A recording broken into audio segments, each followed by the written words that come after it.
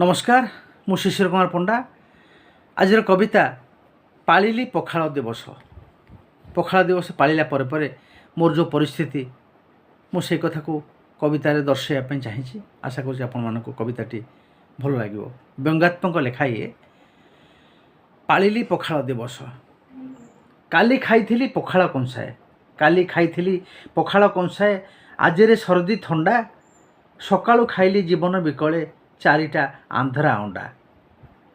काली छाड़ी मुख पुस्तिकारे, काली छाड़ी मुख पुस्तिकारे पखाल खाइबा फोटो।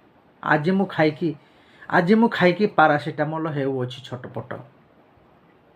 नाकरु बहुछि पानी, नाकरु बहुछि पानी, काहींकी पालिली पखाल दिवस मिछुटारे जानी जानी। सबुबेले खाए रुटी की तबत, सबुबेले खाए रुटी की तबत, पखाल खाए ना केबे। फोटो मु उठाए पखाल खाइकी, फोटो मु उठाए पखाल खाइकी, आसे ए दिवस जेबे।